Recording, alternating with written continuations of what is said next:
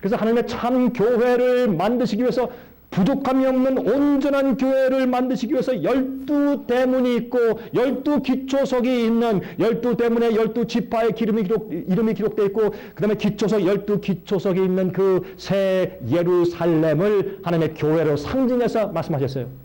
지금 결혼하고 계세요. 영적으로. 그 안에 살 자를 고르세요. 여러분 요한계시록 21장 보시면 새 예루살렘 성을 지으시는데 뭘로 지으세요? 보석으로 지으세요. 몇 가지 종류? 12가지 종류. 심리학적으로 각 사람들의 타고난 개성은 12가지입니다. 타고난 personality, 개성이 12가지 종류예요. 우리가 왜요? 우리가 그거 배우지 않습니까? 이것은 거의 모든 심리학자들이 동의하는 얘기입니다. 왜? 보세요. 콜레릭, sanguine, phlegmatic, melancholy. 이 네 가지가 있어요. 이 네 가지 성격이 서로 조금씩 닮은 조화가 다르기 때문에 12가지 종류의 개성들이 있다고 그렇게 우리가 분석을 합니다. 그러면 하나님께서 어떤 종류의 개성을 가지고 태어나고 어떤 환경 가운데 있더라도 내 복음은 그 사람을 거기서 구원해서 온전히 할 수가 있다. 그래서 12종류의 사람들을 불러서 거기에서 14만 4천을 만드세요. 그렇게 설명을 하세요. 당신의 구속의 사업을 예언적으로 설명하시는데 과학적으로 설명하세요. 자, 그래서 삼위 하나님이 온전한 교회를 12지파를 만드는데 12사도로 새로운 가르침을 통해서 12 영적인 지파를 만들어서 새 예루살렘을 건축하시는 중에 있다고 설명해 나가는데 그 사이사이에 무엇이 있어요? 7 교회가 나오고 7 인이 나오고 7 나팔이 나와요. 그래서 예언서에는 3이라는 숫자와 12이라는 숫자 사이에 7이 있는데 7이라는 숫자는 완전 숫자고 12의 숫자는 완성 숫자예요. 12는 completion이고 7은 perfection이에요. 7은 더 이상 할 일이 없을 정도로 주님께서 충만히 역사하셨다 하는 것이 7이라는 숫자고 12는 주님께서 그렇게 해서 더 이상 뭐 보충할 필요 없는 완성된 교회를 이루신다라고 하는 것이 12입니다. 그래서 세 분 하나님이 7이란 역사를 통해서 12이란 완전한 교회를 만드시는 것이 요한계시록의 줄거리입니다. 그런데 여기에서 7교회와 7인과 7나팔은 같은 7시대를 거쳐서 흐르는 예언들입니다. 예수님의 승천 이후부터 시작해서 예수님의 재림 때까지의 7시대들을 약 2000년 동안의 역사를 담고 있습니다. 저는 성경의 역사가 한 6000년 되었다고 믿습니다. 정확하게 연대는 우리가 다 알 수 없지만 약 6000년 되었다고 믿습니다. 그것이 성경에 있는 모든 흐름의 역사와 나이와 모든 것을 볼 때 약 6000년 된다고 믿는데 재밌는 것은 말이죠. 많은 사람들이 지구 역사를 수억만 년, 수백만 년 하지만 그러나 그것은 맞지 않는 것입니다. 탄소 반감기의 측정기도 맞지 않는 것이 과학적으로 증명되었습니다. 또 어떤 사람들은 말이죠, 공룡 시대는 수백만 년, 수천만 년 전 시대고 그 위에 또 진화되고 또 흐르고 해서 사람이 꽃이 태어나고 나도 해서 뭐 사람이 태어나고 하지만 근데 문제는 파다가 보면 공룡 발자국과 사람 발자국이 같은 시대에 있어요. 이것은 어떻게 설명하겠습니까? 그러므로 사실 말이죠. 이 지구상 역사는 6000년 정도 되었다고 볼 것인데 성경은 하나님께서 공중에 이런 흙덩어리를 물과 흙이 뒤섞여 있는 흙덩어리 같은 지구 이를 공간에 이미 달아 놓으셨어요. 처음부터 그 위에다가 주님께서 단장하시며 창조하셨어요. 그리고 이 지구의 땅덩어리 자체는 얼마나 있었는지 우리가 알 길이 없습니다. 그러나 그 위에 수면 위에 하나님의 신이 운행하십니다. 성령이 먼저 역사하시죠. 성령 가운데 제일 먼저 등장하는 하나님은 성령이세요. 여호와의 신이 그 수면을 운행했지 않습니까? 그것은 히브리 말했듯이 닭이 부화하려고 암탉이 부화하려고 새끼를 품고 있는 것 같은 그런 모습이죠. 그러니까 이 운행하시죠. 그 위에 흙과 물이 뒤섞여 있고 깜깜한 것처럼 죄된 우리 마음 가운데 성령이 우리를 포근하게 감동하실 때 우리 어떻게 빛을 보면서 영생을 나가야 되죠? 똑같은 그런 경험 아니겠습니까? 자, 그러므로 저는 한 6천년이라고 믿는데 예수님 승천 이후부터 사도 요한이 계시받은 때로부터 여러분 다니엘은 자기가 자기가 살고 있는 시대부터 계시를 받아요. 정확해요. 다니엘은 바벨론 시대에 끌려갔으니까 느부갓네살 시대에 있었기 때문에 그의 받은 예언의 시작은 느부갓네살 바벨론 때부터 시작돼요. 또 다니엘서 6장에 보는 계시는 어디에서부터? 다리오 왕 때 봤으니까 다리오 왕 8장에 7장도 있지만은 그렇죠? 8장 계시 같은 거는 다리오 왕 때 봤으니까 메데 페르시아가 바벨론을 치었을 이유가 페르시아 시대부터 시작돼요. 그 정확한 거지. 그러므로 요한계시록은 사도 요한이 살 그때부터 계시의 시기가 시작이 되기 때문에 예수님의 승천 이후부터 예수님의 재림 때까지 7 시대들을 보여준 것입니다. 그것이 제일 처음에 7 교회입니다. 에베소, 소모나, 보가모, 사대, 두아디라, 빌랄비아, 라우디게아. 7 교회 시대를 말씀을 하셨고 그 다음에 7 일을 말씀하시는데 그 다음에 7 나팔이 나오는데 이 세 가지는 정확한 연대가 딱딱 들어맞는다고 말씀드릴 수는 없지만은 그러나 이 세 예언이 정확하게 같은 세대를 걷고 있다고 보는 것이 합당합니다. 그리고 첫째 교회와 첫 번째 인과 첫 번째 나팔과 두 번째 교회와 두 번째 인과 두 번째 나팔은 서로 다 상반관계가 있는 같은 시대를 7 시대로 나누어서 그렇게 나아가는 그런 예언으로 요한계시록은 다루고 있다 그 말입니다. 7 교회 예언은 교회의 영적인 상태 흐름에 대한 예언입니다.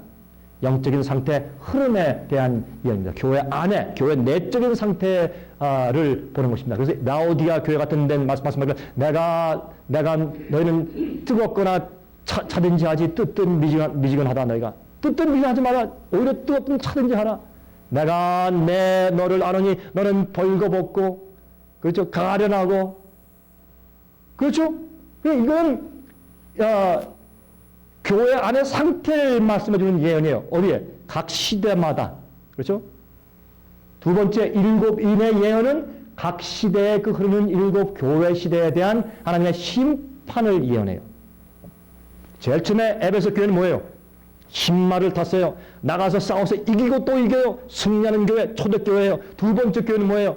붉은 말이에요. 핍박시대 순교당하는 교회예요. 세 번째 이는 뭐예요? 검은 말 시대예요. 교회가 타락한 시대예요. 네 번째 말은 뭐예요? 청동색이에요. 청동색은 검게 된 사람이 죽었을 때 시체 색깔이 청동 색깔이에요.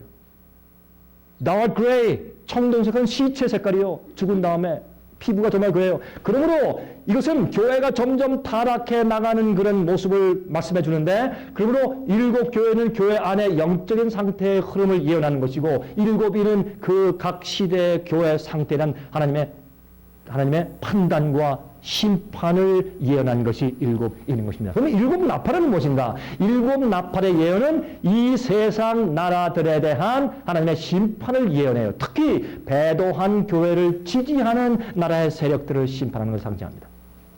참 이상한 얘기죠? 아마 여러분들 7 나팔에 대해서 한번 공부하실 때 제가 지금 말씀드리는 이런 내용을 들어보신 분들은 아마 참 드무실지 모르겠습니다. 그러나 제 얘기를 한번 잘 들어두시고 이 얘기가 맞는지 안 맞는지 한번 잘 좀 살펴보시길 바랍니다. 자, 지금부터는 제가 여러분 이제 쉬지 말고 계속해야죠. 그렇죠? 이제 잠깐 좀 쉬었다가 계속할까요? 어떻게 하면 좋겠습니까, 여러분들? 계속하는 게 좋겠습니까? 피곤치 않으세요? 잠깐 어떻게 밖에 좀 문을 여시고 통풍 좀 조금 좀 시켜주시면 감사하겠습니다. 공기 좀 더 들어올 수 있도록. 예, 고맙습니다. 우리 여기 사람들이 좀 많이 계시기 때문에 아마 좀 공기가 탁하면 여러분들이 마음은 뭐니나 육신이 약해서 좋으시죠. 제가 보니까요, 여러분들 우리가 설교할 때 졸면 다 뭐라 그러면 감히 주의 말씀하는데 졸으냐고 막 얘기를 하는데 우리도 졸죠. 그렇죠? 우리 다 마찬가지죠. 다 마찬가지입니다. 그런데 자, 이제부터 제가 7 나팔을 설명을 드리겠습니다. 이제 7 나팔을 설명드리기 위해서 제가 이렇게 긴 서론을 말씀을 드린 것입니다. 이제 제가 하여튼 빠른 내에 말씀드려야 할 텐데 이것은 제가 자세히 설명을 드리려면 시간이 걸리기 때문에 혹시 저희 생애빛에서 제가 여러 해 전에 만들어 놓은 요한계시록 강의 테이프를 혹시 받으신 목사님들 계시면 손 들어보십시오. 제가 요한계시록 강의 테이프 받으신 분 손 들어보세요. 별로 안 계시네요? 그러세요. 그러면요, 여러분, 받으신 신청서 있죠? 그 신청서에다가 요한계시록과 다니엘 강의 테이프를 원합니다. CD를 원하시면 CD, 테이프를 원하시면 테이프, DVD를 원하시면, 제가 하는 강의 비디오를 원하시면 비디오를 이렇게 체크를 해서 나중에 내주시고 나가시면 저희 여러분에게 보내드리겠습니다. 무료입니다. 무료입니다. 20개까지 선택을 했는데 또 오버돼도 될까요? 아니요, 그 20개는 제가 예배 설교입니다.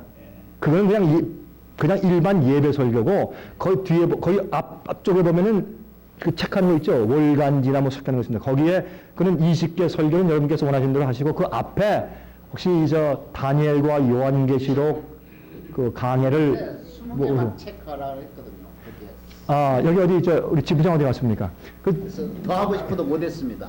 그거는 저 뒤에 있는 예배 설교를 그렇게 하시고, 그거 말고 여러분들이 요한계시록 강해를 원하시면 그것도 체크하시면 우리가 보내드릴 텐데, 그러면 한 분에게 보내드릴 때 우리가 어떤 때는 막 DVD를 40개씩 막 그렇게 보내야 돼요. 그러나 고맙습니다. 그러나 보내드리겠습니다. 우리 한번 약속하면 약속을 지킵니다. 줄이 한번 약속을 지켜야죠. 보내드리겠습니다. 그러니까 여러분 체크하시기 바랍니다. 근데 그때 제가 7 나팔에 대해서 조금 더 상세하게 설명이 나왔으니까 그때 가서 좀 들어보시면 감사하겠습니다. 제가 여기서 자세하게 설명하면 영어로 이런 말이 있어요. It just back down. 그 아주 유명한 이런 은어가 아니죠. 우리 이런 수건데, 그러면 뭘 하다가 어떤 자세한 것에 너무 자세하게 되면 거기 빠져버렸다. 그 큰 것을 못 봤다. 그런 거를 영어로 it just back down 그렇게 말을 해요. 그래서 우리가 제가 지금 7 나팔에 대해서 하나하나 너무 자세하게 설명을 해버리면 전체가 안 보여버려요. 그래서 저는 여러분에게 지금 뭘 하냐면 여러분들에게 이 입맛을 돋구어서 이 7 나팔이 그렇게 중요해? 해서 깨어나서 연구하도록 여러분에게 입맛을 돋구는 일만 해드리고 줄거리만 딱 말씀드리는 것입니다. 그 다음엔 여러분들이 연구하셔야 합니다. 더 필요하시면 저희한테 전화하시고 연락하셔서 재료를 자꾸 받아가세요. 우리한테 있으니까 그렇게 하시고, 또 제가 여러분이 받으시는 요한계시록 강해 가운데서 3가지 화 가운데서 세 번째 화 7번째 나팔 얘기는 오늘 제가 말씀드리는 것이 조금 더 진보된 것입니다. 저도 계속해서 매년 연구하면서 저도 이 이해와 빛이 더 발전되지 않겠습니까? 그러면 오늘 말씀드린 3번째 화는 제가 지금 말씀드린 것이 조금 더 증보된 것이고, 고친 것은 아니고 좀 더 증보된 것이고, 앞으로도 이제 그렇게 될 것이라고 생각이 됩니다. 7 나팔. 나팔은 전쟁을 경고하기 위해서 부는 것입니다. 그리고 나팔은 전쟁을 말하는 것입니다. 그래서 7 나팔 그랬어요. 이는, 도장은 뭐예요? 심판이에요. 인을 치라, 봉함하라.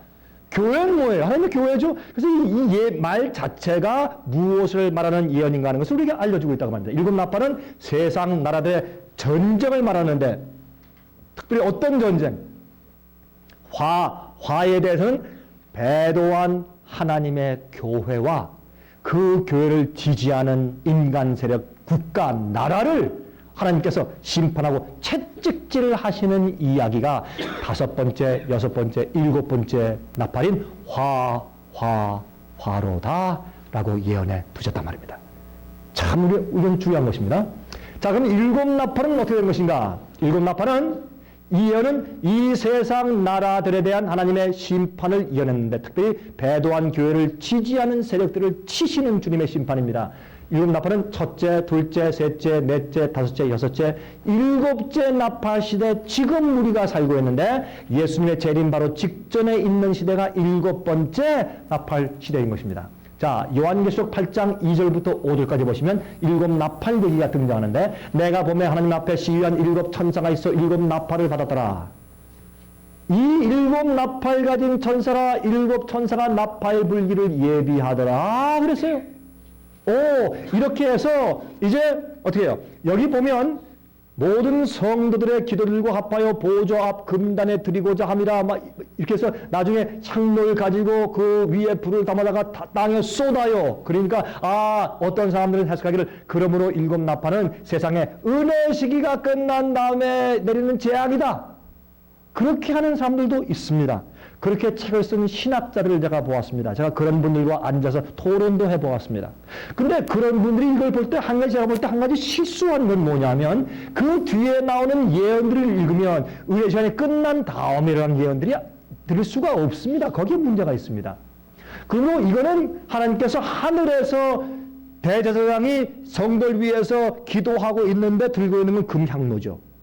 대제사장이 가지고 있는 것입니다. 그 향로에 불을 가지고 말이죠. 땅에 쏟으면 그건 심판을 상징해요. 여러분 뇌성과 음성과 번개와 지진이 있어요. 이것은 무엇을 말하냐면 하나님께서 이 땅에서 당신의 특별한 사업을 하시는 당신의 어떤 이 미니스트리를 사역을 하시는 것을 상징해요. 자, 예수님이 십자가에 돌아가실 때 무엇이 있었습니까? 뇌성, 번개, 지진이 있었습니까? 있었죠. 자, 무엇입니까? 예수님께서 인류를 위해서 돌아가시는 예수님의 큰 사역을 이루셨어요. 그렇죠? 그 다음에 성경에 보면 하늘에 지성소의 문이 열리고 언약궤가 보여요. 그건 지성소예요. 그럴 때 또 뭐가 있어요? 뇌성과 번개와 음성이 있어요. 그러므로 이런 것들은 다 뭐냐면 하나님의 큰 사역이 지나가는 것을 상징해요. 그래서 이런 것들은 주님의 심판에 큰 의미를 부여하는 것이 좋습니다. 자, 이제 그러면 제가 쉽게 설명을 먼저 드릴게요. 자세한 것들은 여러분께서 저희 타입을 통해서 여러분께서 들으시든지 아니면 일곱 나팔을 다른 월간지가 있습니다. 그 월간지 좀 남았어요?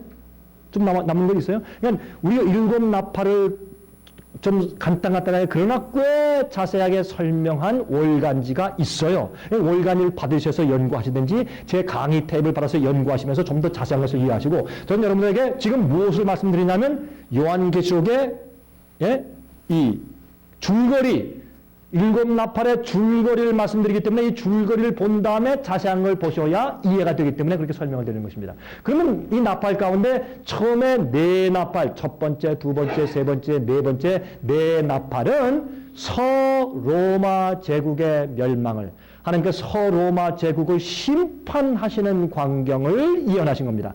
그래서 일곱 교회, 일곱 인, 일곱 나팔은 같이 흘러가는 일곱 세대인데 만약에 일곱 나팔만 뚝 띄어가지고 저 마지막 시대 의례제이 끝난 다음에 마지막 시대 주님께서 내리는 심판이고 재앙이다 그렇게 말해버리면 이게 앞뒤가 맞지 않고 이 균형이 깨져버리는 것입니다. 그러니까 일곱 교회, 일곱 인, 일곱 나팔은 하나님의 그 시대마다 교회의 상태와 교회에 대한 주님의 심판과 밖에는 또 교회 밖에는 또 세상은 어떤 일이 생기는가 이것을 같이 조화 있게 하나하나 일곱 시대로 나누어서 설명해 나가고 있다고 말이에요. 그리고 이럴 때 주의 백성들은 누가 참 주의 백성들이며 그들을 어떻게 사는 것이며 주님이 그들을 어떻게 인도하신다는 것을 아주 줄기차게 보여주는 것이 일곱 교회, 일곱 인, 일곱 나팔이란 말이에요.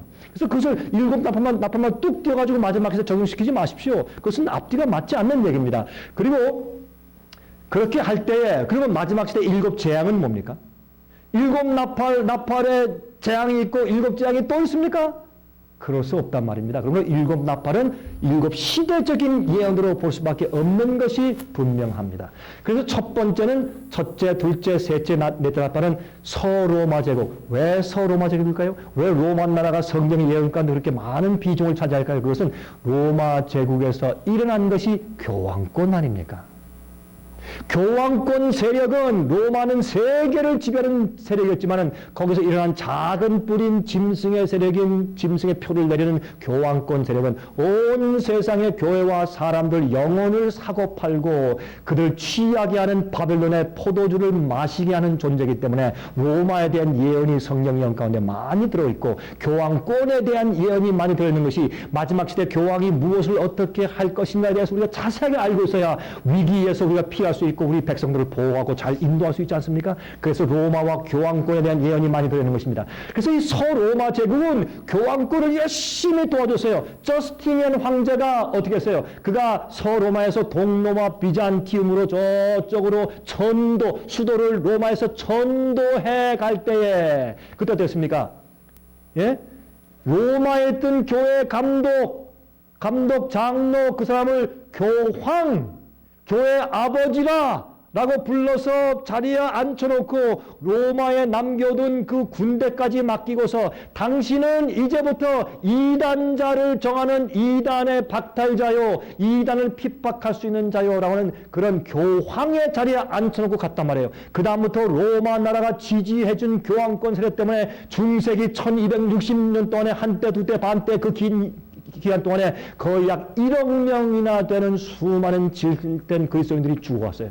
화형을 당하고 목잘려 죽임을 당하고 유리하고 방황하고 그것이 광야 교회 시대 아닙니까? 그것이 요한계시록 12장 얘기예요.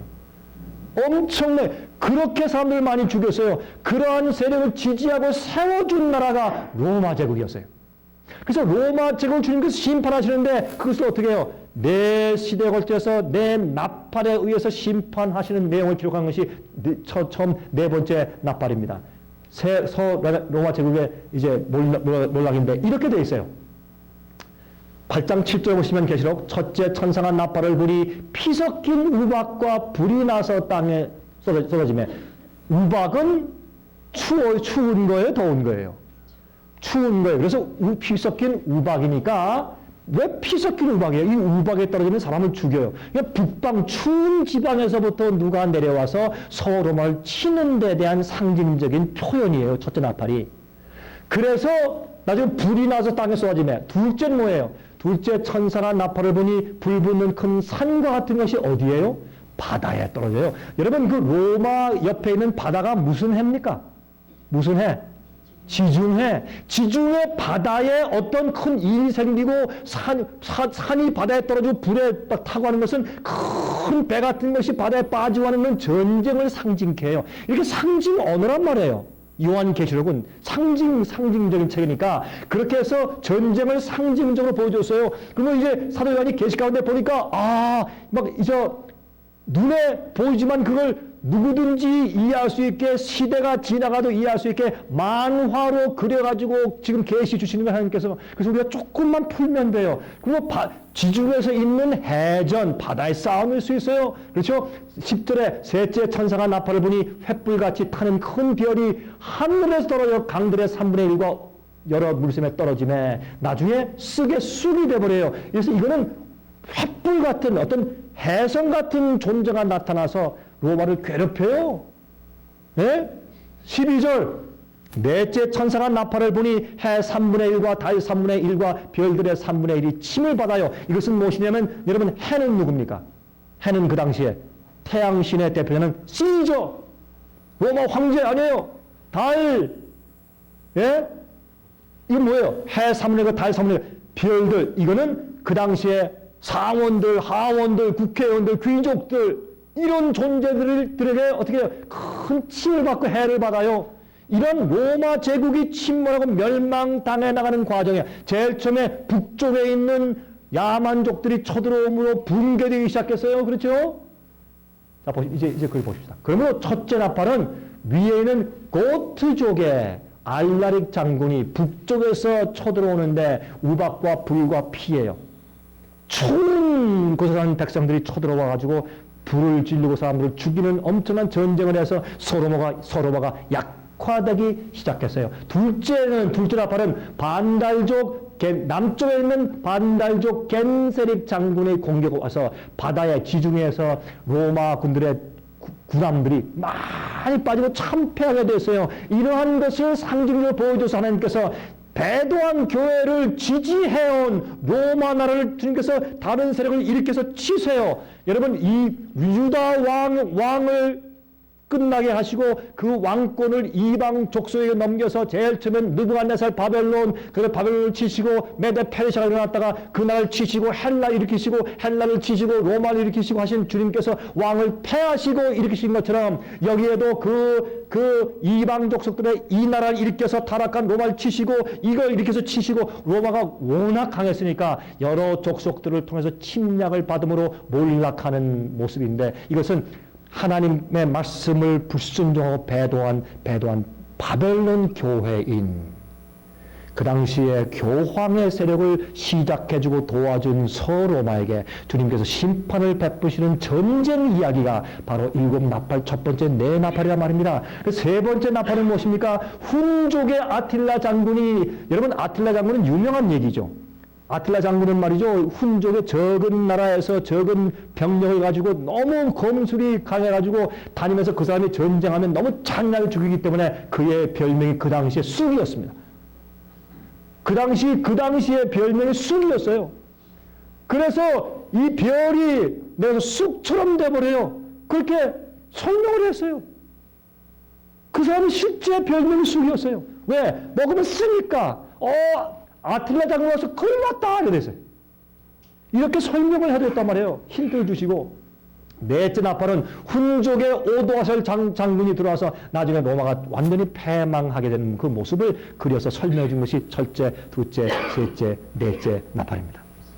그런데 우리가 중요한 것은 무엇인가? 그래서 이 서로마 제국의 몰락을 설명한 것이 네 나팔들인데 다섯 번째, 여섯 번째, 일곱 번째 나팔, 우리가 일곱 번째 나팔 시대에 살고 있는데 다섯 번째, 여섯 번째, 일곱 번째 나팔 시대가 중요해요. 그것은 제가 조금 자세히 설명을 드리겠어요. 이것을 세화라고, 화라다. 네 나팔이 지나갔으니 이제부터 앞으로 화가 온다고 설명했어요. 이건 무엇인가?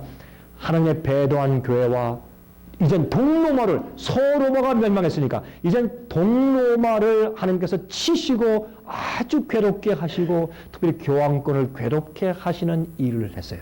그게 다섯 번째, 여섯 번째인데, 자, 들어보세요.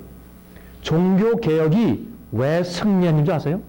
하나님께서 그 종교개혁을 성령으로 도우시고 종교개혁이 승리했지만 또 승리하게 한 주님의 섭리가 하나 있는데 그것은 뭐냐면 종교개혁을 할 때만 교황권이 로마 군대를 풀어가지고 독일 군대를 풀어가지고 어떻게 보내가지고 종교개혁자들 선멸하려고 보내려고 할 때 꼭 누가 쳐들어와요? 이슬람 군대가.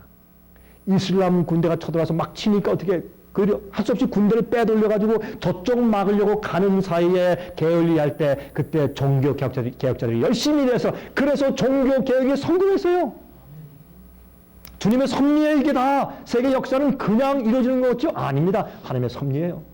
왕이 서고 패하는 것이 우연 같죠? 하나님이 세우시고 패하신다고 성경을 말씀하고 있어요.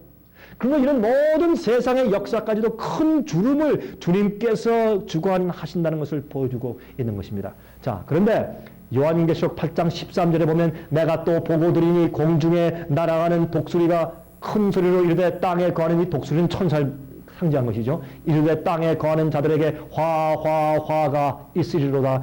이 외에도 새 천사가 불 나팔 소리를 인하리로다 하더라. 앞으로 화가 세 개 더 남았습니다. 이제 화가 뭔가? 화는 진리에서 떠나 배도한 교회와 그 교회를 지지하는 국가에 대한 하나님의 심판을 말하는 것입니다. 다섯 번째 나팔이 뭐예요? 다섯 번째 천사가 나팔을 불매 내가 보니 하늘에서 땅에 떨어진 별 하나가 있는데 저가 무저갱의 열쇠를 받았더라. 성경에 무저갱이라는 말이 있어요.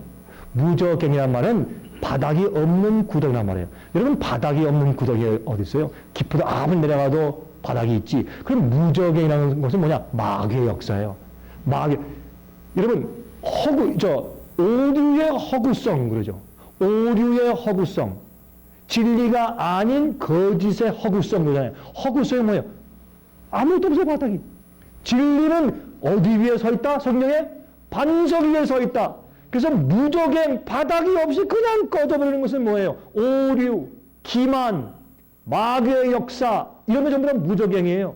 어떻게 보면 무저갱이 뭐예요? 지옥이요. 영원히 불타는 지옥에 바닥이 없어요? 그러면 어떻게 불이 타요?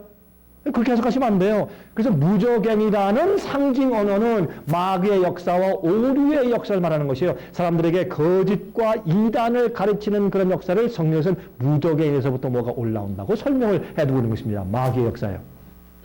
그런데 제가 무적행을 연이 그 구멍에서 큰 풀무에 연기 같은 연기가 올라오며 해와 공기가 그 구멍의 연기로 인해 어두워지며 또 황충이 연기 가운데로부터 땅 위에 나오며 저희가 땅에 있는 전갈의 권세와 같은 권세가 나더라.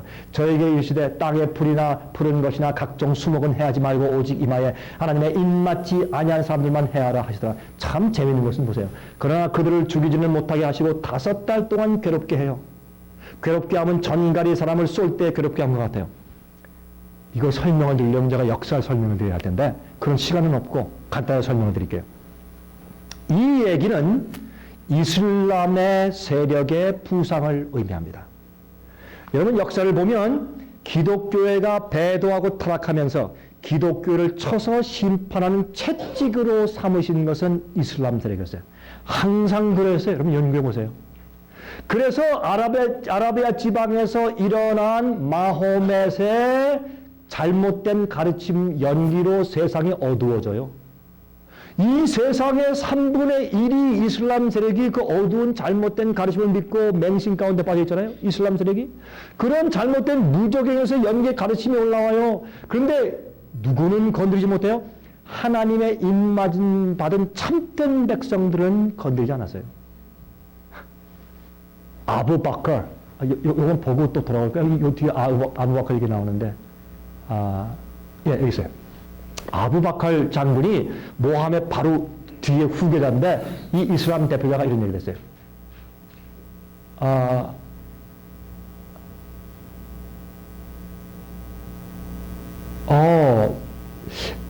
이상하게 어쩐 연고인지 여기 있는 이 내용이 지워져 버렸습니다. 이 사람들 어디 갔는지 모르겠습니다.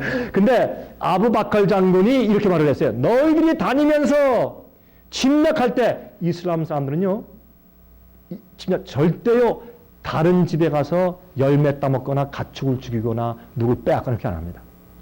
이슬람 전쟁을 딱 할 때 군인만 딱 죽이고 하는 그런 신사적인 전쟁을 어떤 의미에서 자살 폭탄에서 우리가 악하게 보지만 그것들이 있어요. 근데 아부바칼 장군이 명령하죠. 너희 다니면서 남의 집에 들어가서 열매 따먹지 말고 남의 가축들 따먹지 말고 가족을 살해하지 말아라. 그리고 말하죠. 너희들이 가가지고 만날 때 저기 깊은 산중에 집을 짓고 있는 사람들이 있는데 머리를 빡빡 깎은 사람들이 있다. 그 사람들을 수도승들 만나면 해골을 쪼개서 죽여라. 그러나 갈 때 하나님을 잘 믿는 사람들이 있다. 그런 사람들은 건드리지 말아라. 이렇게 명령을 했어요. 머리 빡빡 깎은 수도승들은 누군지 아세요?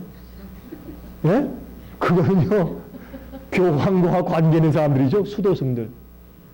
이슬람 사람들은요, 수도승들은요 붙잡아서 능지처참을 했어요. 역사를 보세요. 그런데 하나님 잘 믿는 사람들이요 안 죽였어요. 자, 이상한 역사가 진짜로 있었어요.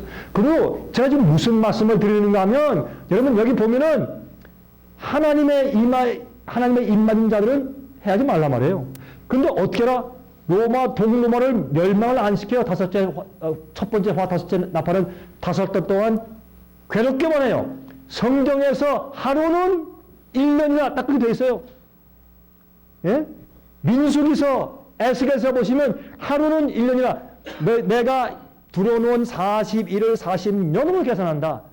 그런 식으로 하나님께서는 항상 예언하실 때 하루를 1년으로 해석하라는 원칙을 예언 원칙에 딱 주셨어요.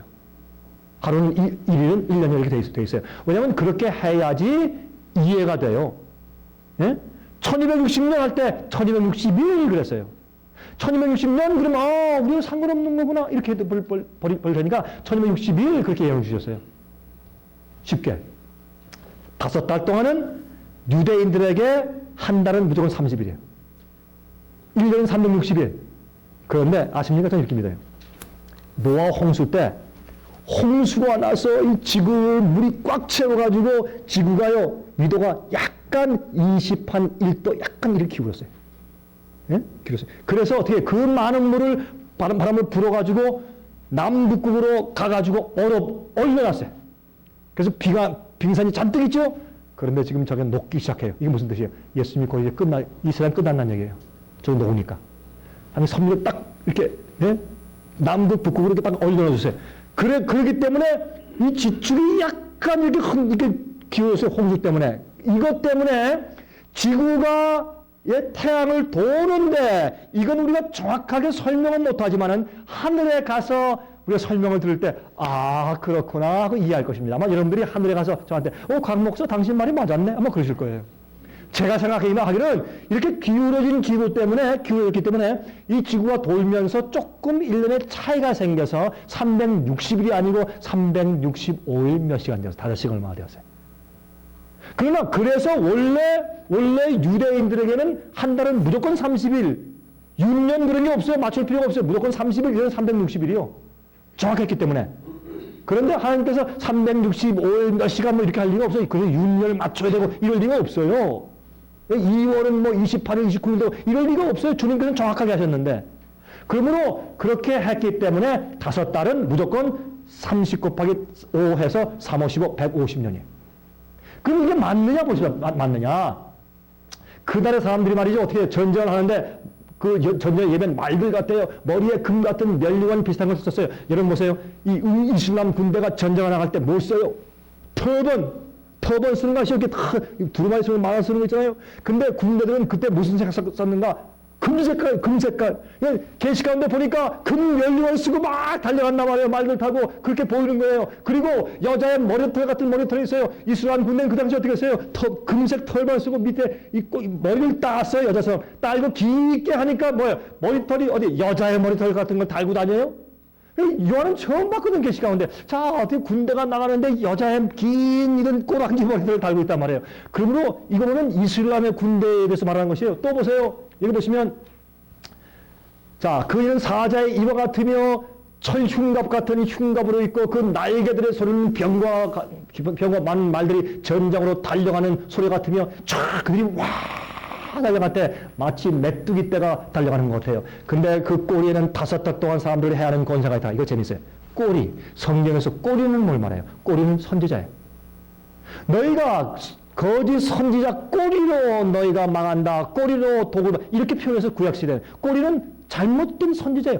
그래서 모하멧의 잘못된 선지자의 가르침으로 5달 동안 사람들이 해야 하는 권세가 있어요. 그렇죠? 예? 그들의 이름 뭐예요? 아바돈인데 헬라음으로 이름은 아블루온이라. 이건 뭐예요? 파괴자예요. 그들은 다니면서 파괴시켰어요. 뭐예요? 코란이냐 죽음이냐? 믿어 안 믿어? 죽이는 거. 파괴자요. 파괴자. 첫째 화는 지나갔으니 보라 아직도 이후에 화 둘이 있으리로다 그랬어요. 근데 이슬람 세력의 등장을 말하는 것인데 여기에 5달인데 이거는 150년이에요. 1299년 7월 27일자에 정확하게 이슬람 세력이 동로마를 정기적인 군대를 만나서 쳐들어가서 침략해서 괴롭히기를 시작했어요. 이슬람 군대가 역사 보면. 그런데 150년 동안 괴롭혔는데 1449년 7월 27일까지 정확하게 150년 동안 동로마를 괴롭혔어요. 이건 세계 역사에 나오는 얘기입니다. 그 150년 동안 괴롭힌다고 말을 했어요. 죽이진 않고 괴롭힌다고 말을 했어요. 그런데 6째 나팔을 불 때 둘째 화인데 요한계시록 9장 13절부터 19절까지 보시면 6째 천사가 나팔을 불면 내가 들으니 하나님 앞 금단 내 뿔에서 한 음성이 나서 나팔이 가진 6째 천사에게 말하기를 큰 강 유브라데에 결박한 내 천사를 놓아주라. 유프라데스 강 옆에 있는 이 이슬람의 남의 족장들이 있어요. 족장들. 이 족장들, 네 족장들이 연합을 했어요. 그 연합을 해서 동로마를 또 치기 시작하는데 이 사자들이 연월일 시에 이르러 사람 3분의 1을 죽이기로 예비한 자들이라. 마병대 수는 2만만이니 내가 그들의 수를 들었노라. 이같이 이상한 가운데 그 말들과 그 탄자들을 보니 불빛과 자줏빛과 유황빛 흉갑이 있고 그들이 전쟁에 나갈 때 그들은 그런 찬란한 옷들을 입고 나갔잖아요.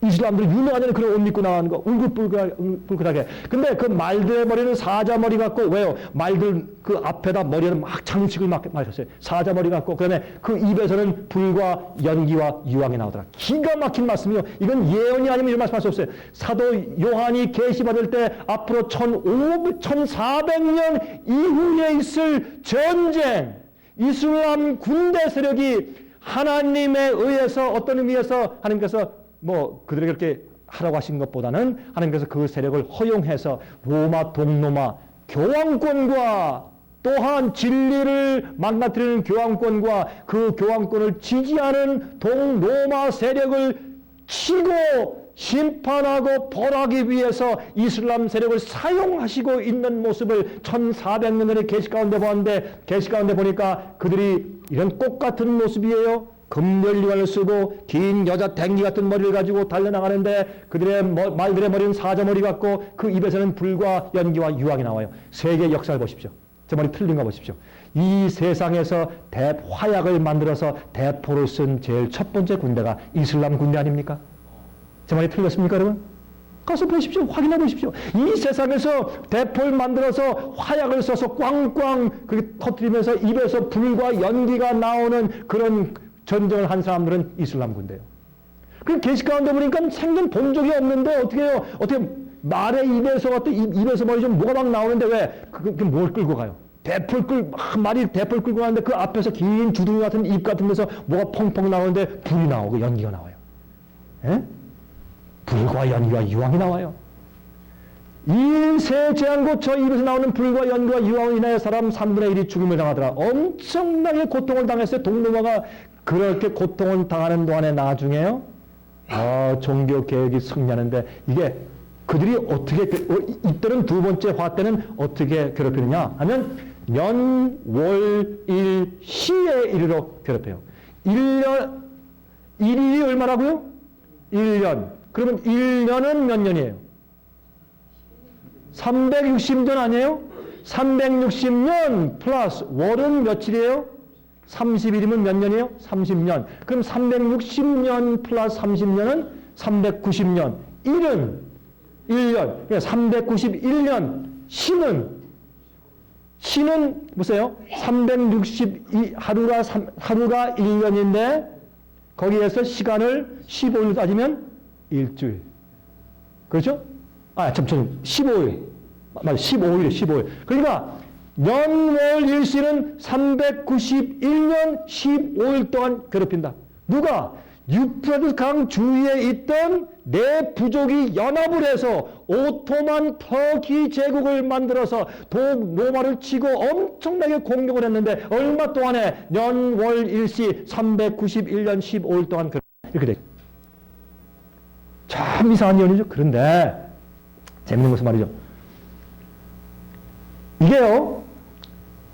150년 동안 괴롭히는 그러한 이슬람 세력이 있었는데 그게 끝나자 그때는 더 크게 유프라tes 강 옆에 있는 네 부족이 연합을 해가지고 어떻게 그들이 오토만 터키 제국을 만든 다음에 이제는 대포를 가지고 진짜로 공격을 해오는데 그것을 얼마 동안 할 것인가? 오토만 터키 제국이 다스릴 기간이 1449년 7월 27일이 그것이 150년 동안 5달 동안 동로마를 괴롭히는 기간의 끝이었으니까 그때부터 시작해서 391년 15일을 지나면 1840년 8월 11일에 딱 떨어져요. 제가 이 말씀을 왜 드리는 줄 아세요? 여러분 그렇게 생각하실 거예요. 저 강 목사가 또 이상한 얘기를 다 하네. 처음 들어본 얘기 하네. 제가 한번 들어보세요. 이런 얘기가 있습니다. 미국에 조시아 리치 목사라는 사람이 있었습니다. 그 사람이 당대한 예언을 했어요. 어떤 예언을 했는가? 그 사람이 1838년도에 예언하기를 1840년도 앞으로 2년 후쯤 되면 내가 날짜까지 말하겠다. 그때 오토만 터키 제국이 망한다. 예언했어요. 그때 오토만 터키 제국은 지금의 미국 같은 나라였습니다. 전 세계를 지배하고 호령하는 가장 가장 큰 강대국이 그 당시에 오토만 터키 제국이었어요. 지금 터키 옛날엔 굉장한 제국이었어요. 여러분 역사에서 아시잖아요. 그러니까 이 터키 제국이 세상을 지배하는 제국인데 저 제국이 앞으로 2년 후에 망한다. 사람들이 다 비웃었어요. 지가 뭐라고 뭐 한남 목사가 무슨 예를 하냐고 다 웃었어요. 근데 이 사람이 이 일곱 나팔 예언 가운데 여섯째 나팔을 가지고 예언한 거예요. 한번 보시겠어요? 그가 예언할 때 년월 일실은 391년 15일 아니요. 맞소. 그렇다면 1449년 7월 27일 날 150년 동안의 괴롭힘이 끝난 해로 우리가 푸니까 그렇다면 거기서 391년 15일을 더하면 1840년 8월 11일에 오토만 터키 제국은 끝납니다. 이렇게 말을 했단 말이에요. 대담합니까? 자기의 이거는 명예와 자기의 그 모든 걸 다 걸고 한 얘기죠. 그만큼 그는 성경 예언을 믿었어요. 많은 사람들은 성경 예언을 안 믿어요. 에이, 그럴 리가. 그러나 이 사람은 성경 예언을 하나님께 주신 예언이니까 내가 믿는다고 다 믿고 이렇게 했어요. 왜? 다섯째 나팔이 첫째 화가 정확하게 이루어졌지 않느냐? 여섯째 나팔인 둘째 화도 정확히 이루어진다 하고 나 믿는다 하고 담대하게 얘기해버렸어요. 이 얘기를 했을 때 그 당시에 미국의 젠틀먼스 클럽 신사들 구락부들이 있었어요. 거기서 뭐 하는 거냐? 신사들이 모여가지고 체스 장기도 두고 골프도 치고 얘기하고 하는 신사들 클럽들이 미국에 많이 있습니다. 지금도 있는데 옛날에 있었어요. 부자들.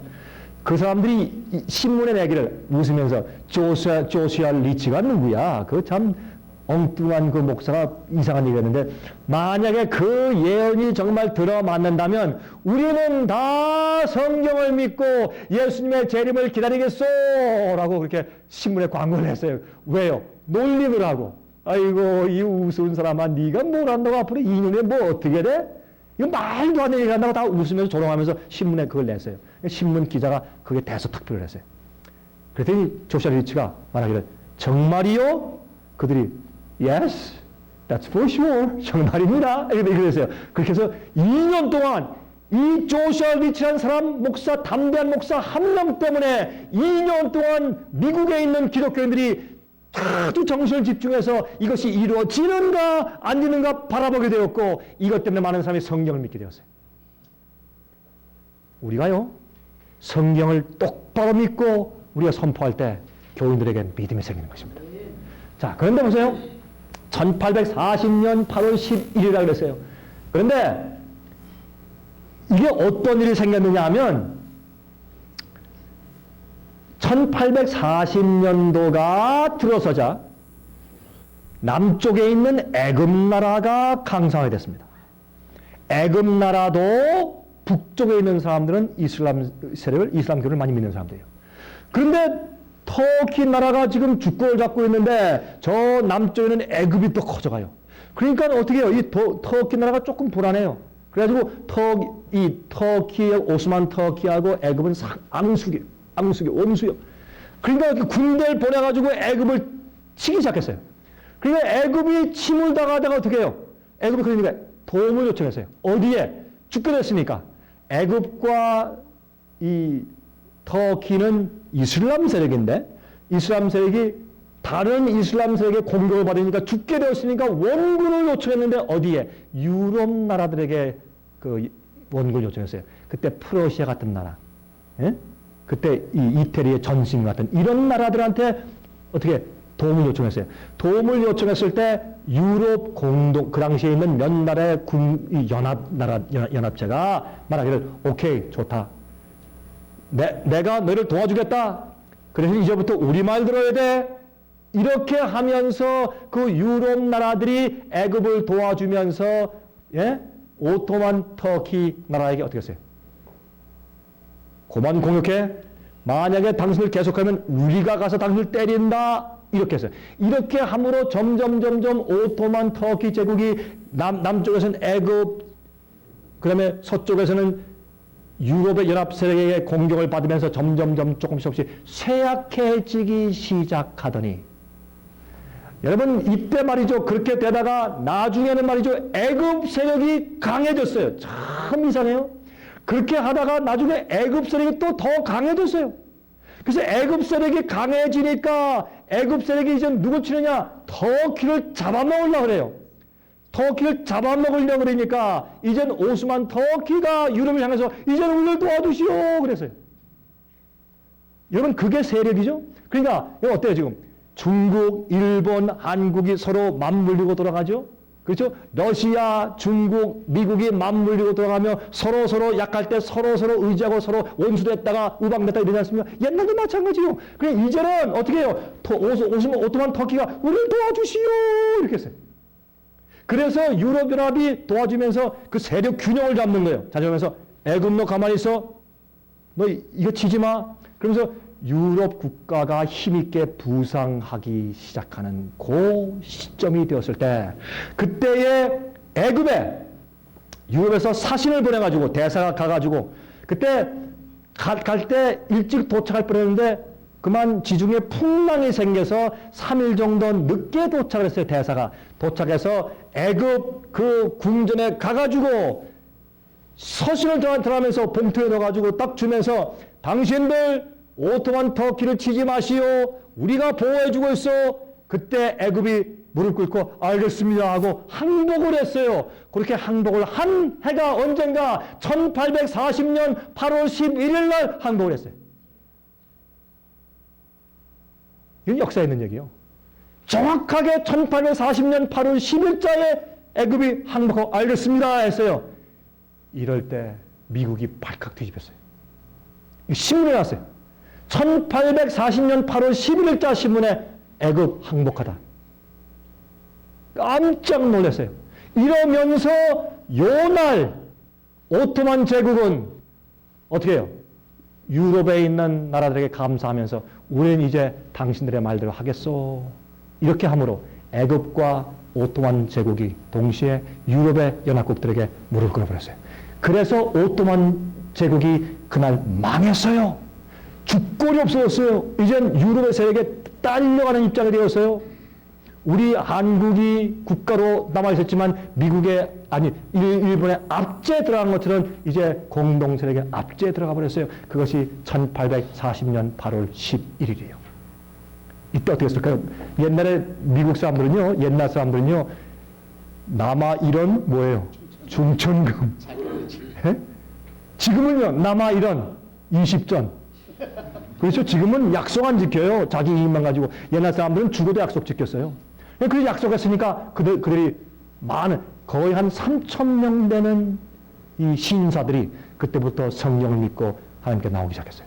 그 예언 성취 하나 때문에. 이것만 봐도 뭘 할 수 있어요? 아, 이거 일곱 나팔 세력이 우리하고 상관이 있는 것이네? 이건 뭐야? 하나님께서 이슬람 세력을 일으켜서 주님의 배도한 교회와 그 나라들을 치시고 징벌하시는 심판의 세력인 것을 알 수 있어요. 자, 이제 거의 다 끝나갑니다, 이제. 시간이 우리 약속한 시간보다 이제 15분 지났는데, 제가 여러분들께 지금 장장 2시간을 강의했습니다. 죄송합니다. 참 목사님들 어떤 분들은 피곤하실 텐데 죄송합니다. 그러나 조금 있으면 마치겠습니다. 아예 마치십시다. 자, 첫째 화, 둘째 화, 다섯째 나팔, 여섯째 나팔입니다. 이건 동로마와 교황권에 대한 하나님의 심판이 누구에 통해서 첫째 화, 둘째 화는 다 이슬람 세력이 와서 치는 것으로 설명되어 있어요.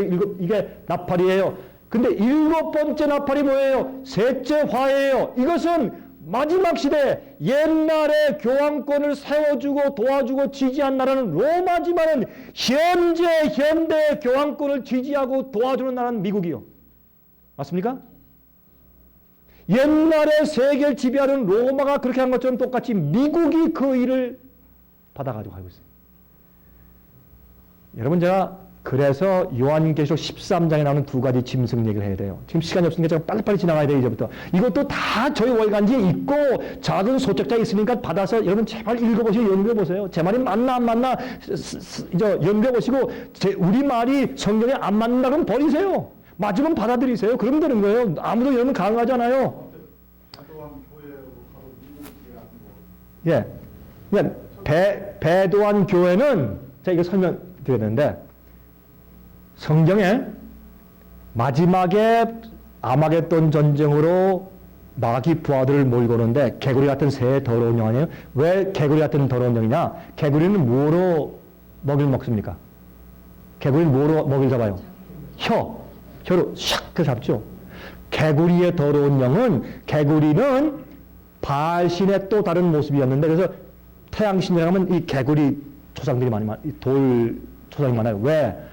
태양이 떴다가 낮에는 태양이 있다가 밤에는 바다로 해가 지면은 바다로 들어가서 물고기가 되든지 개구리가 된다, 이렇게 생각을 했어요. 그래서 밤에 태양신은 개구리나 물고기를 만든 거예요. 그래서 물고기의 옷을 입었어요. 그 사람들은. 이제 태양신 숭배하는 제사장들은 그 물고기 옷을 갖다가 요즘에 변모해서 입는 것이 신부나 추기경이나 교황이 입는 만도예요. 그 모자 이렇게 돼 쓰인 게 물고기 모자예요. 이렇게 쓰여 있죠. 이게 물고기 모자인데 똑같은 옛날 태양신전에 있는 제사장들이 꼭 이렇게 된 모자 쓰고 있었거든요. 그걸 그대로 갖다가 하는 것이 오늘날 천주교 사제들이 입는 그 복장입니다. 그건 좀 긴 이야기인데, 그래서 그건 짐승의 세력이에요. 짐승의 세력은 교황권 세력인데, 짐승과 거짓 선지자와 용의 입에서 나온다 그랬어요. 용은 직접 마귀가 나타나서 일하는 귀신 운동, 무당, 이런 귀신 운동을 말하는 것이고, 짐승의 세력은 천주교 통해서 거짓 가르침을 주는 것을 말하고, 거짓 선지자는 개신교회가 그 천주교에 따라가며 타락해서 천주교가 가르친 잘못된 기별을 그냥 수용해서 교회의 가르침으로 거짓 기별을 전하는 거짓 선지자. 선지자는 선지자인데 거짓 선지자예요. 그래서 그것은 배도한 기독교인데 그 주세력이 미국을 상징했기 때문에 그것은 배도한 교회로 마지막 시대에 분류돼요. 그래서 배도한 교회인 미국의 세력과 미국에 있는, 어제 말씀드렸죠, 미국에 있는 기독교회가 예언 잘못 풀었어요. 이 참 이스라엘이 마지막에 누군가를 잘못 풀어가지고 지금 현재 진짜 이스라엘을 막 도와주다가 이슬람 백성들 화를 내게 해가지고 9.11 사태 생기고 우리만 고생하잖아요. 전 여행을 많이 하기 때문에 여행 다닐 때마다 저 테러주의 때 말해요. 맨날 짐 검사하는데 아주 죽겠어요. 귀찮아 죽겠어요. 물도 못 가지고 타고 말이죠. 딱 그렇잖아요. 화장품도 못 가지고 타고 그래요. 전부 다 붙여야 되고 귀찮아요. 저는 여행을 많이 하니까 딱 자켓, 가방을 딱 싸가지고 전부 다 캐리언, 비행기에 가지고 타고 내리면 뭐 기다릴 필요 없으니까 저는 그렇게 다니는 사람인데, 저 테러가 난 다음부터 전부 다 짐을 붙여야 돼. 또 기다려야 돼. 얼마나 귀찮아요. 예? 여러분, 이 배도한 교회 때문에 미국이 고통을 당해요. 배도한 교회가. 그렇죠? 이슬람의 세력으로 교황권을 또 지지하는 세력인 미국에 대한 하나님의 심판을 보여준 것이 세 번째 화예요. 일곱째 나팔이요. 지금 우리가 세 번째 화에 살고 있어요. 보실래요, 여러분? 지금 우리는 여기에 와 있어요. 그런데 첫 번째 화는, 다섯 번째 나팔이 뭐예요? 이슬람 세력을 일으켜서 교황권과 로마 세력을 치고 징벌했어요. 여섯 번째 나팔, 두 번째 화도 이슬람 세력이 일어나서 교황권과 동로마를 또 때렸어요. 징벌했어요. 세 번째는 현대 바벨론 음녀의 어민 교황권의 세력과 그것을 지지하고 초청하고 박수를 치고, 어떤 분들은요 이렇게 얘기해요. 빌리 그라함 목사 훌륭한 전도자. 그런데 여러분 미국에 가시면 밥 존스 유니버시티 개신교 대학이 있어요. 보수적인 대학, 크리스천 얼라이언스. 이 세상에 이 선교사를 가장 많이 파견하는 그런 교파 있죠. 크리스천 얼라이언스 아시죠? 그 교파의 대학인 밥 존스 유니버시티. 그 대학은 공중적으로 라디오 방송할 때 말을 해요. 여러분, 우리 조상, 우리의 선조들, 우리 종교 개혁자들이 전부 다 짐승의 세력은 교황권을 했지 않소? 근데 당신들, 우리 동료 계시는 교인들 왜 마음이 변절하고 바뀌었어? 그러지 마시오. 우리 일편단심으로 똑바로 믿읍시다. 이렇게 해요, 그 사람들은. 예? 참 훌륭한 사람들. 그러면서, 아니, 옛날에 교황권인데 지금은 바뀌어졌어. 지금은요, 이 짐승의 표현, 짐승의 세력은 누구냐? 미래에 올 어떤 그런 독립적인 세력일 것이다. 독재자일 것이다. 그렇게 말해요. 옛날에 안 그랬어요? 그런 게 어디 있어요? 이 짐승의 세력은 옛날부터 있어온 세력이에요. 미래에 올 세력이 아니에요. 여러분, 연구해보세요, 성경에. 다니엘서 연구해보세요. 옛날부터 있어온 세력인데, 짐승의 세력은 한 번도 달라진 적이 없어요. 똑같은 동일한 그 세력이 그 세력이에요, 지금도. 그러므로, 밥 존스 유니버시티는 뭐예요? 이 교황을 미국에 데려와서, 미국이 청교도가 핍박에 피해서, 핍박에 지긋지긋해서 도망와가지고, 그렇게 살고 있는데 천주교회 교황을 우리를 그 수천만 명 우리 선조를 죽인 그 교황을 불러다가 박수치고 우리는 하나요. 성령 안에서 하나요. 당신들도 방언하고 우리도 방언하니까 우리 하나요. 이런 식으로 해서 딱 하나로 만들고 예? 이런 식으로 해서 합치게 만들어서 배도한 교회가 되었다고 얘기를 해요. 그렇게 용기 있는 학교도 다 있어요. 예? 그렇게 얘기를 하는데 그 교황권을 제일 처음 오게 해가지고 개신교와 손잡게 하면서 교황은 이 세상의 종교의 지도자라, 도덕의 지도자다 라고 이렇게 올리고 초청해서 미국의 개신교회와 연합해서 손잡게 만든 자가 빌리 그레엄 목사예요. 빌리 그레엄 목사가 기본적인 좋은 설교들과 전도를 많이 하는 사실이에요. 그러나 난 그가 왜 그랬는지 난 지금 이해할 수가 없어요. 그러나 하나님께서 물어봐야 될 것이에요. 이거 왜 이랬습니까? 내가 이해가 안 돼요. 내가 참 존경하는 목사님인데 그걸 큰 실수를 했어요. 여러분 그런데 최근에 와서 보니까 빌리 그레엄 목사가 프리메이슨 여러분 아시죠? 프리메이슨의 32디그리 높은 지위에 있는 사람이에요. 그것이 발각되었어요. 여러분 이 세상에 일어나는 일들은 뭐가 뭔지 좀 잘 몰라요. 하나님의 성령의 인도대로 성경 말씀을 따라서 성경대로 살고 있어야지 아니면 참 위험한 데 지금 살고 있어요. 여러분 생각해 봐야 돼요. 그러므로 지금은 뭐예요? 배도한 교회가 있는 미국이 또 교황권이 잘못 가르치고 사람들을 잘못 가르침으로 어둡게 하고 혼동케 하고 이스라엘만 해주어서 높여줌으로 아랍 사람들이 화가 나서 뭐가 시작됐어요? 9.11 사태 때 쌍둥이 빌딩 치면서 자살폭탄 테러 세계에 있는 기독교인들과 미국을 향해서 전쟁을 선포한 것이 지하드 성전 참 재밌어요. 그런데 우리는 지금 언제 살고 있는 줄 아세요? 둘째 화는 지나시니 보라 셋째 화가 속히 이르는도다. 아 보세요. 이제 뭐 세상 나라가 우리 주와 그 그리스도의 나라가 되어서 이젠 끝이에요. 세상 말세란 말이에요. 예? 여기 보시면 이방인들이 분노해요. Nations are angry. 이제 이 시대는 모든 나라가 분노해요. 뒤끓는 시대가 되어서 마지막 시대. 주의 진노가 임하여 죽은 자를 심판하시며 하늘에서 심판이 시작돼요. 종선지자들과 성도들과 또 물온대소하고 주의 이름을 기억하는 자들에게 상 주시며 자세히 설명할 시간이 없어요. 또 땅을 망하게 하는 자들을 멸망시킬 때로소이다. 땅을 어떻게 망하게 해요? 두 가지 이유가 있습니다. 옛날에는 원자폭탄이 없었어요. 지금은요 우리 인간들이 소유하고 있는 원자폭탄 가지고 이 지구를 30번 이상 멸망시키고 남음이 있어요. 지금은 우리가 스스로 자면하고 세상을 망하게 할 수 있는 때에 살고 있어요. 옛날에는 한 번도 그런 적이 없어요. 지금은 우리가 땅을 망하게 하는 시대에 살고 있어요. 주님께서 그 자들을 멸망시킬 때가 되었어요. 또 두 번째 세상을 망하게 하는 것은 오류로 세상을 부패케 하는 것이 세상을 망하게 하는 것이에요. 그래서 여러분 요한계시록 17장을 보시면 어떻게 보세요? 내가 음료에 대한 심판을 줄 것이라. 이 음료는 세상의 왕들과 백성들에게 포도주로 취해서 그들을 망케 하는 자라고 설명을 했어요. 세상을 망하는 자를 주님께서 심판하는 때요. 언제? 지금 세 번째 화인 지금 뭐예요? 일곱째 나팔시대예요. 이에 하늘에 있는 하나님의 성전이 열리니 참 재미있는 것은 일곱째 나팔시대에 뭐가 열려요? 하늘의 지성소가 열리는데 그 안에 하나님의 언약궤가 보이며 또 번개와 음성들과 뇌성과 지진과 큰 우박이 들어 심판때인데 그때 무엇이 하늘의 성소에 언약궤 법궤를 보여줘요. 언약궤 속에 무엇이 있습니까? 법궤가 있어요. 마지막 시대 복음이 변질되어 있기 때문에 영원한 복음으로 전파하면서 너희도 잘못 믿고 있는 거야. 참으로 믿는 자들은 내 뜻대로 사는 사람들이야. 하면서 어떻게 주님께서 하늘 성전이 열려서 언약궤를 보여주시는 일까지 하시면서 이 땅을 무기로 망케 하고 오류와 잘못된 가르침으로 세상을 망케 한 자들 어떻게 심판하시는 때가 되었는데 그것이 세 번째 화예요. 이 화가 이미 시작되었다는 것을 우리가 어떻게 하는가? 이슬람 세력이 자살 테러하면서 미국과 기독교를 괴롭히고 있는데 재밌는 것은요. 이슬람 세력이 이래요. We are in the third jihad. 여러분 그래 들으셨어요? 우리는 이 성전 미국과 기독교를 향한 거룩한 전쟁을 하고 있는데 이 성전을 세 번째 성전을 하고 있다. 그렇게 말을 해요. 아, 참 놀라운 얘기예요. 성경을 뭐라고 했어요? 세 화가 있다.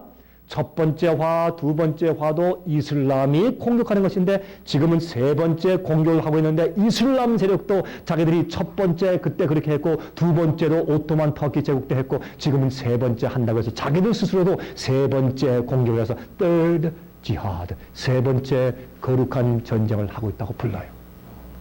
이것만 보고도 우리가 알 수 있잖아요. 이걸 보면 기독교들이 깨어나야 돼요. 그런데 요한계시록을 공부를 안 하고 뭐라 그래요? 아, 계시록书는 닫아라, 봉함된 책이야. 모른다, 읽지 말아라. 안 읽어도 구원받는다. 그러면 하나님께서 뭐 때문에 이걸 주셨어요? 이런 걸 연구할 때, 아, 때가 되었다. 뭘 조심하자. 이 길로 가면 안 되겠다. 여기 암초가 있다. 일로 가자. 안내서 주신 것을 주님께서 주신 것을 눈 감게 만들어요. 그러면 옛날에 중세기 신부들이 한 것과 마찬가지지. 신부들이 교인들 성경 못 읽겠어요? 그렇죠. 왜 성경 읽으면 자꾸 도전이 들어오니까 읽지 마라. 교인들 다 바보 만들어놨어요. 그러면서 우리들이 읽어서 해석해 주는 것만 들어 너희들이 읽으면 오해해 해서 성경 읽지 못하게 했잖아요. 지금 똑같아요? 똑같아요. 제가 교인들한테 물어봐요. 그러면 대부분 이래요. 예, 우리 목사님이요 다 알아서 연구하고 다 설교해 주시니까요 제가 아멘하고 따라가면 된다고요. 여러분 지금 그런 시대에 살고 있어요. 평신도 백성들이 말씀을 연구하지 않는 시대에 살고 있기 때문에 그러면 옛날의 중세기 암흑 시대와 지금이 다를 것이 무엇이냐 말입니다. 여러분 성경의 요한계시록에 말씀하기를 1장에 뭐라고 말씀하세요? 여기에 있는 이 말씀을 듣는 자들과 읽는 자들과 그 속에 있는 말씀을 지키는 자들은 복이 있나니. 아니 그 요한계시록을 이해하지 못하면 어떻게 말하며 들으며 지킬 수가 있느냐 말이에요. 말이 안 되죠? 그래서 이렇게 얘기하니까 일곱 나팔이 살아납니까? 살아나요. 아, 우리 시대 지금 우리 얘기예요. 아, 세 번째 화에 있구나 하는 것을 볼 수 있다는 말이에요. 그러므로 요한계시록 18장 1절부터 5절에 이렇게 말씀했어요.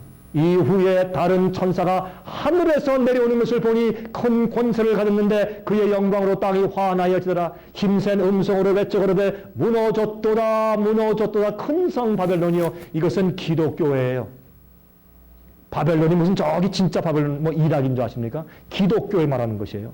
혼잡하게 되었어요.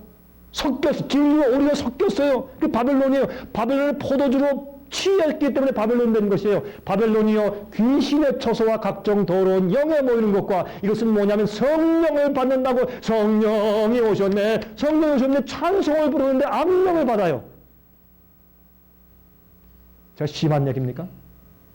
왜 성령이 충만하고 방언을 한다는 사람들이 가서 엉뚱한 짓 해요. 제가 한 번에 시카고에서 집회를 하는데 그때 평신도들이 많이 모였어요. 근데 거기에 몇 집사님이 와서 저한테 목사님 좀 상담 좀 하십시다. 예, 말씀하시죠. 참 이런 일 정말 하기 어려운데 이건 담임 목사님한테도 말하기 어렵기 때문에 제가 목사님께 앞서지 말할 수밖에 없습니다. 무엇인데요? 우리 교회에 방언을 잘 잘하는 여자 집사님 몇 분이 있습니다. 근데 방언은 청산유수고 얼마나 잘하냐면 꾀꼬리처럼 방언을 합니다. 그런데 교회에서 가장 많이 괴롭히고 말썽을 일으키는 사람들이 그 사람들입니다. 목사님 이걸 어떻게 이해해야 됩니까? 아니 성령이 이 입만 까져서 방언케 하시고 성품은 이상하게 교회에 말썽을 일으키게 하실까요? 진리를 말함으로 싸우는 것도 아니고 맨날 교관에 싸워서 시기 질투하고 교만해서 문제 일으키는데 방언은 잘해. 그게 성령입니까 여러분? 여러분 똑바로 생각해 보십시다. 그게 성령인가? 어떻게 성령이 두 가지 다른 일을 하세요? 성령은 단물과 썸물을 같이 내지 않아요. 그러므로 말하면 어떤 분은 참 성령을 받아요. 그러나 어떤 사람들은 귀신의 영이 모인 하나님이여 할렐루야 찬송하지만 그 속에 마귀 영이 교회를 지배하는 곳들이 있기 때문에 귀신의 처소가 되었어요. 각종 더러운 영에 모이는 것과 각종 더럽고 가증한 새에 모이는 것이 되었어요. 그 음행의 진노의 포도주를 인하여 만국이 무너졌어요. 잘못된 바벨론의 오류의 가르침을 받고 그들이 망했어요. 예? 만국이 무너졌으며 또 땅의 왕들이 그로 더불어 음행하였으며 땅의 상구들도 그 사치의 세력을 인하여 치부하였다 하더라. 오늘 저녁에 오시면 제가 보여드릴게요. 바벨론 세력이 어떻게 기업들, 회사들에 들어가서 어떻게 경제 문화 정치를 세계적으로 지금 지배하고 있는 줄 아세요? 바벨론이 교회만 하는 줄 아세요? 바벨론 세상을 지배했어요. 어마어마한 뒤에 있는 여러분 이 교황권의 세력은 무심 어마어마한 세력이요. 여러분 그거 아세요? 이거를 개신교회가 눈이 멀어가지고 옛날 우리 선조들 종교 개혁자들이 이미 이것은 교황권의 역사라고 이미 다 큰 소리 지르고 다 책을 써놨는데도 어떻게 해요? 다 잊어버린 다음에 이제 하나다 합치자 종교연합하자 같이 예배드리고 교회 신부가 와서 예배드리고 또 목사가 천주교회 가서 얘기하고 미사도 같이 드리고 미사와 성만찬 예식은 하늘과 땅처럼 다른 것이요 미사는 그거는 완전 오리고 가짜요. 그거는 하나 예수님이 그 떡을 떼서 입에 넣으면 예수님이 진짜로 예수의 몸으로 변해서 예수의 몸이 내 속에 들어와서 내 속에 공로와 구원을 이룬다는 거짓 가르침이 미사요. 어떻게 기독교에서 미사를 같이 드리고 어떻게 부활절날 기독교인이 거기 가서 미사를 같이 참석해요. 이것은 너무나 어마어마한 잘못된 복음 얘기요. 좀 생각해 보셔야 돼요. 마귀는 기적을 줘요. 한국에는 저기 전라남도에는 어떠한 천주교인 수년지 제가 기억이 좀 안 나는데 한 분이 어떻게 해요? 미사 때 떡을 받아가지고 입에 딱 넣으면 피가 쭉 흐르면서 쭉 흐르는 살이 돼요. 그걸 갖다가 검사실 갖다 주면 이 사람의 살이다! 그래. 그런 기적이 일어나서 한번 난리가 났죠. 세계적으로 비디오가 나가고 난리가 났어요. 왜? 마귀는 그렇게 거짓 기적을 베풀어 사람들 믿게 만드니까. 여보시오. 미사는 우상숭배요. 하나님을 죽여서 십자가에 또 죽이고 또 죽여서 그 피를 흘리는 살이 돼서 날 먹고 그 진짜 피를 마셔서 이렇게 한단 말이에요. 상징이지. 옛날 중세기 때 아닙니다. 그건 상징입니다. 미사 드리면 안 됩니다. 그렇게 말하다가 목 잘려 죽인 순교자들이 수천 수만 명이요. 근데 지금은 어떻게 뭐 이렇게 믿으나 저렇게 믿으나 이렇게 예민감을 잃어버렸어요. 지금. 그래서 교회를 어떻게 말해요? 바벨론 되었다고 취했다고 말하는 것입니다. 그런데 이제 오늘 저녁에 좀 말씀을 드리겠어요. 또 내가 들으니 하늘로서 다른 음성이 나서 그러되 내 백성아 거기서 나와. 이런 혼잡한 곳에도 모든 교파마다 심지어 천주교회 안에도 신실한 주님 백성이 있어요. 왜? 몰라서 그래. 몰라서 그래요. 주님께서 그들을 아세요. 동경하시기 때문에. 그래서 내 백성아 거기서 나와 그의 죄에 참여하지 말고 그의 받을 재앙들을 받지 말라. 그 죄는 하늘에 사무쳤으며 하나님은 그의 불의한 일을 기억하신지라. 이제 곧 날 심판이 마지막으로 온다. 셋째화가 시작되어서 이슬람 지금 자살 폭탄테를 보느냐? 셋째화가 시작돼서 심판이 온다. 내 백성아 거기서 나와라. 그게 뭐예요? 여러분들이시여, 여러분들 자신이 먼저 이러한 잘못된 오류의 가르침들을 버리십시오. 그리고 진리로 성경으로 돌아오십시오. 성경대로 사십시오. 그래서 우리가 책자를 만들어서 뭐라고 말했습니까? 성경으로 돌아가는 길잡이라고 이름을 붙인 것이에요. 성경으로 돌아갑시다. 말씀으로 돌아갑시다. 그렇게 하는 것이 바벨론에서 나오는 것이요. 그렇게 백성들을 가리켜서 그 영혼들을 구원하십시오. 이게 우리 해야 할 의무인 것입니다. 그 죄는 하늘에 사무쳤으며 하나님은 그의 불의한 일을 기억하신지라 그랬습니다. 여러분, 제가 시간이 없어요. 이제 앞으로 이 바벨론의 회사들과 경제적으로 망할 것입니다. 그 상품을 사는 자가 없어요. 이제 다 애통해요. 다 불붙어 큰 경제 공황이 옵니다. 이제 앞으로 보세요. 예? 그들이 영혼들을 사고 팔았기 때문에 사람들이 영혼들을 사고 팔아요. 첫째, 둘째 화 때, 그렇죠? 세 번째 다 이제 이슬람 공격인데 기득권과 배도한 기독교를 가지고 있는 미국을 특별히 공격하기 시작해요. 9.11 사태가 뭐예요? 이걸 말하는 것이에요. 9.11 사태의 시작이죠.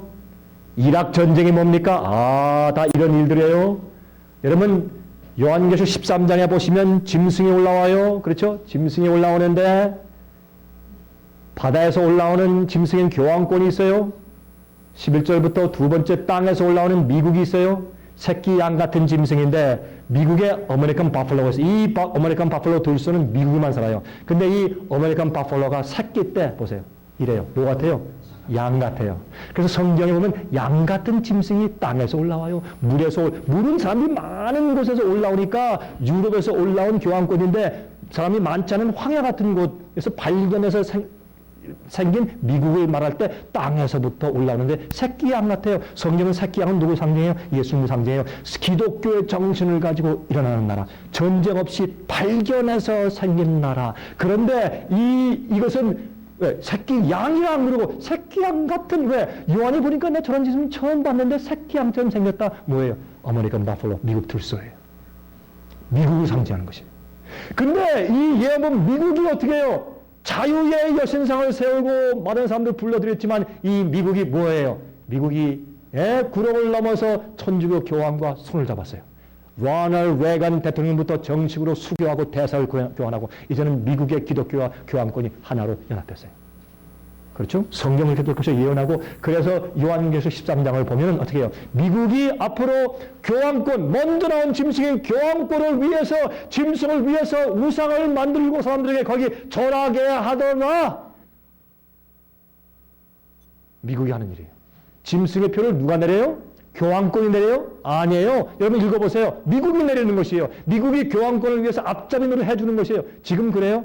여러분 옛날에 말이죠. 천주교인인 1960년대에 존 F. 케네디 그 대통령이 말이죠. 그가 선거할 때 난 천주교인이요. 그러나 나는 교황의 말을 안 듣겠소. 그래가지고 당선됐어요. 근데 조지 부시 대통령은 그가 요즘에 어떻게 하세요? 나는 어떻게 침례교인이요. 하지만 나는 교황을 순종하겠소. 교황을 존중하는 길은 교황의 말을 순종하는 것이요. 그렇게 말함으로 대통령 당선됐어요. 이게 지금 미국이요. 세상 역사가 그렇게 여러분이 이런 모든 역사가 성경 요한계시록에 예언되어 있단 말이에요. 우리가 연구 안 해서 그렇지. 그렇죠? 그래서 타임 잡지가 어떻게 했어요? 공산권을 무너뜨릴 때 어떻게 했다? 미국과 교황이 Holy Alliance, 거룩한 연합을 통해서 그렇게 했다라고 말했잖아요. 타임지가. 미국과 교황이 어떻게 연합할 것을. 그래서 미국이 교황을 높여줘서 요즘에 옛날에 죽었던 상처를 받았던 교황이 요즘처럼 세계 인기 있을 때가 없어요. 요한 바오로 2세는 세상을 다니면서 세상을 호위했어요. 이것을 성경이 예언했어요. 재해, 전쟁, 천연재해, 예수님 오십니다. 예수님 오십니다. 이제 우린 세 번째 화에 살고 있고 이제 더 자세한 예언들이 있습니다. 그런 것들을 앞으로 여러분에게 나누겠습니다. 여러분 저희 책자를 가지고 탭을 받으시기 바랍니다. 오늘 저녁에 제가 여러분들에게 제가 참 귀한 것을 이제 말씀 좀 드리겠습니다. 오늘 저녁에 다시 6시 반에 뵙겠습니다. 여러분 피곤하시지만 오늘 저녁에 강의는 놓치지 마시길 제가 부탁을 좀 드리겠습니다. 죄송합니다. 예. 지금 천주교하고 교황하고 미국으로 이렇게 싸져서 말씀하시고 예. 카톨릭의 구원이 있습니까 없습니까? 예. 목사님 좋은 말씀 감사합니다. 제가 지금 혹시 오해할 사람이 있을지 모르는데 그 질문을 하심으로 제가 변명할 기회를 주셔서 감사합니다. 좋은 질문입니다. 하나님께서는 사도행전 17장에 말씀하기를 모르던 시대에는 주님께서 정죄치 아니하시고 간구하시고 그런 표현을 썼습니다. 그건 무슨 뜻이냐 하면 하나님께서 그 사람이 자기가 받은 빚에 따라서 심판하시는 겁니다. 양심이죠. 아까 양심. 예, 맞습니다. 그 말로. 다시 말해서 그 사람이 자기 양심적으로 그걸 아느냐 모르느냐, 알고 빚을 받았는데도 거절했느냐, 아니면 몰랐느냐. 모르는 사람한테 왜 나 안 했어? 이렇게 할 수는 없는 겁니다. 그렇지 않습니까? 그리고 주님께서 로만 캐톨릭 교인들 가운데서 참 진실한 사람들이 있어요. 어떤 사람은 모르기 때문에. 그렇죠? 우리 전도사님 말씀하시기를 지금 우리 전도사님이 지금 우리 교회에서 전도사님 일을 하시는데 과거에 수녀셨다고 저한테 말씀하시죠. 그렇죠? 그러니까 잘 아실 거죠. 천주교인들은 진실한 사람들 많이 있어요. 몰라서. 진짜 기도하고 경건하는데 몰라서. 그런데 한 가지 문제는 그렇게 진실한 자들에게 하나님께서 마지막에 어떻게 하세요? 내 백성에서 나와 하고 진리의 빛을 던져준단 말입니다. 근데 그때 진실한 자들은 몰랐다가 어이쿠 내가 몰랐네 하고 그 사람들이 다 뛰쳐나올 것입니다. 그리고 또 만약에 모르고 있다가 깨닫지 못하고 미리 죽은 사람들은 주님께서 그들이 자기가 알고 있는 빛에 따라서 그것이 진리인 줄 알고 정성을 다한 사람은 주님께서 은혜를 베푸실 것입니다. 주님께서 어떻게 할지 전 잘 모르겠습니다. 심판은 주님께 맡기고 그러나 주님께서 그 모르는 것 가지고 정죄하시는 않으실 것이라고 저는 믿습니다. 그래서 저는 이렇게 합니다. 모든 교파에 천주교까지도 어느 교파엔 심지어 천주교 구원이 없다 이렇게 말하고 싶지는 않고, 그러나 한 가지 분명한 것은 로마 천주교의 가르침을 믿으면서 구원 얻기가 참 어렵다. 그리고 거기에 있는 사람들은 양심적으로 성경을 연구할 때 그들은 무엇이 진리인지 분명히 알 것인데, 한 가지 문제가 있어요. 난 모르고서 쉽게 하고 구원받겠다. 그러면 그건 얌체죠. 의는 알려고, 주님의 뜻을 알려고 항상 애쓰고 연구하는 사람이죠. 그러면 주님께서 자꾸 빛으로 인도하시죠. 근데 난 필요 없어, 그저 말하는 대로 그냥 믿고 살 거야, 그런 자기 마음대로 자기 뜻에 따라서 살면 그 사람은 멸망입니다. 근데 로만 캐톨릭 교회가 매력이 있는 이유가 있습니다. 그거는 로만 캐톨릭 교회를 믿으면 이 죄 용서받는 것이 하나의 저걸로 옵니다. 면죄부처럼 옵니다. 그죠? 와가지고 어떻게 해요? 담배 필 수 있죠? 술 먹을 수 있죠? 마음대로 할 수 있어요. 마피아다는 사람 죽이러 가기 전에 미사 드리고 미리 용서받는 확신을 받고서 가서 사람 죽이는 그런 이상한 일이지 않습니까? 예, 그래서 우리가 그런 식으로 생각을 하면은 조금 합리적으로 이해할 수 있을 것이라고 생각이 됩니다. 그래서 천주교인 가운데도 구원받는 자들이 있다. 순수한 자들이 있다. 그러니까 주님께서 진리 인도하실 것이다. 그렇게 생각하는 게 좋겠습니다. 지금 시간이 돼서 아마 이 주최 측에서 말씀하신 모양인데, 혹시 개인적으로 질문하실 분들 있으면 저한테 질문하시고 잠깐 기도하고 마치도록 하겠습니다.